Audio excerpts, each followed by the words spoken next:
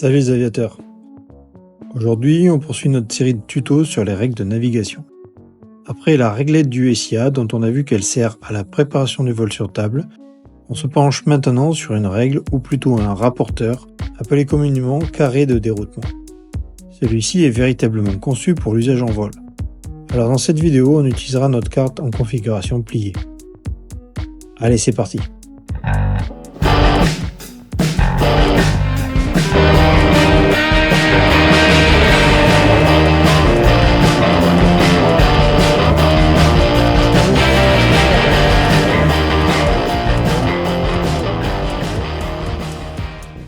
Pour trouver un rapporteur carré de déroutement, facile. Direction la boutique du pilote, vous y trouverez la référence en la matière. Ce rapporteur est compatible avec les cartes aéro courantes 1/500 millième de l'IGN.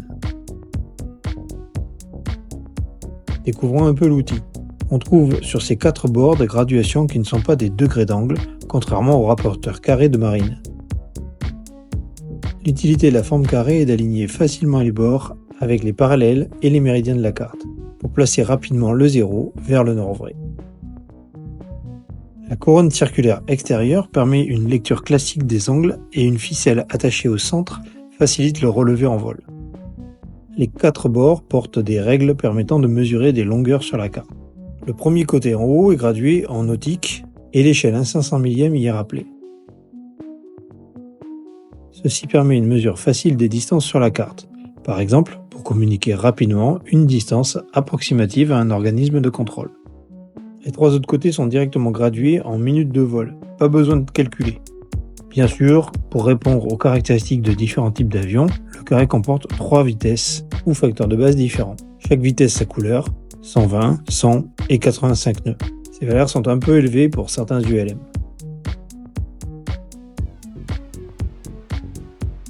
Comme son nom l'indique, ce rapporteur carré sert à gérer les cas de déroutement. Petit rappel de vocabulaire, car il arrive qu'on se mélange les termes. Le déroutement consiste à changer de terrain de destination suite à des imprévus durant le vol, comme une dégradation météo, un problème technique ou autre cas de force majeure. À ne pas confondre avec le fait de prévoir un terrain de dégagement, ce qui est vivement recommandé en navigation.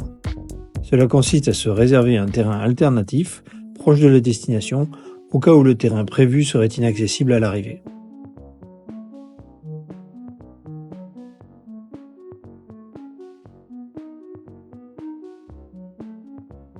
Alors notre scénario ici est une navigation entre Condom et Fumel. Passé à Agen, sur la deuxième moitié du parcours, on est confronté à un front orageux qui progresse rapidement et recouvre tous les terrains prévus. Condom, Agen, Villeneuve-sur-Lot, notre terrain de dégagement, Fumel, notre destination. Inexorablement, ce front nous pousse vers le sud-est. Il est temps de renoncer à se poser sur le terrain de destination. Un petit point rapide sur la position permet de nous situer sur une départementale entre Tournon d'Agenais et Montaigu de Quercy. On note 2 terrains qui semblent atteignables dans la zone dégagée, Cahors à l'est, Castelsarrasin au sud. Première chose à faire, vérifier s'ils sont atteignables. On relève directement le temps de vol en minutes vers ces terrains avec la règle rouge qui correspond au facteur de base de notre machine. On trouve 15 minutes pour rejoindre Cahors et 13 pour Castelsarrasin. La consommation est de 0,3 litres par minute, il reste de l'ordre de 15 litres de carburant, donc 50 minutes de vol. Les 2 terrains sont bien atteignables avec 30 minutes de marge réglementaire à l'arrivée. Ici on choisit le terrain de Cahors qui semble plus éloigné du front et de son avancée. Le terrain est approximativement dans l'est sur la carte, on prend donc immédiatement un cap de principe au 0,90. À présent, on peut déterminer plus précisément la route vraie vers le terrain de Cahors. Pour cela, on centre le rapporteur sur notre position en le plaçant bien perpendiculaire au méridien et au parallèle de la carte. Puis on tire la ficelle en direction de Cahors. On relève sur la rosace extérieure une route au 0,95 pour rejoindre ce terrain, ce qui nous permet d'affiner notre cap définitif. Dans ce cas, il restera à estimer les effets du vent, mais cela fera l'objet d'une future vidéo. Une autre utilisation du carré de déroutement est de s'en servir pour trouver sa position en cas d'égarement. Ici, on est parti de Marmande à destination de Condom. on a opté pour une nave en cheminement consistant à suivre la Garonne jusqu'à Aiguillon, puis la Baïse par Lavardac et Nérac jusqu'à Condom. Comme on bavardait un peu trop sur la seconde partie du vol, on ne savait plus dire si on avait passé ou non Lavardac ou Nérac. Avec le carré de déroutement, on dispose d'une solution élémentaire. La carte vague d'Agen indique que le terrain est équipé d'un système VDF, aussi appelé radiogoniométrie. En clair, en contactant simplement la tour à la radio, on peut obtenir un QDM, c'est-à-dire la route à suivre pour rejoindre le terrain d'Agen. Pour cette lecture, on utilise la rosace intérieure du carré. On voit qu'elle est décalée de 180 degrés par rapport à la rosace principale, ce qui permet d'obtenir une route à afficher vers un point d'arrivée au centre du carré, au lieu d'une route depuis un point de départ au centre du carré. Ici, Agen nous donne un QDM de 60 degrés. Concrètement, on devrait afficher le 0,60 pour rejoindre Agen. Donc on est dans le 240 du terrain d'Agen.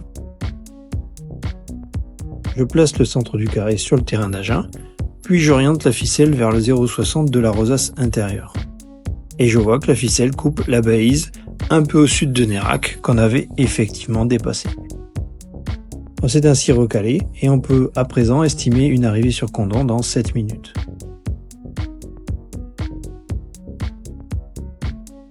Une autre méthode pourrait être de prendre un relevé à l'aide d'un VOR qui nous aurait donné un QDM ou un QDR afin de réaliser la même mesure sur la balise. Pour cela, on vous renvoie vers nos vidéos sur le VOR dont le lien est indiqué dans la fiche. Allez, voici la fin de cette vidéo. N'hésitez pas à réagir dans les commentaires, liker, vous abonner si ce n'est déjà fait. La prochaine vidéo portera sur le log de navigation, alors surveillez nos sorties. A bientôt sur la chaîne Aviateur, et bon vol à tous.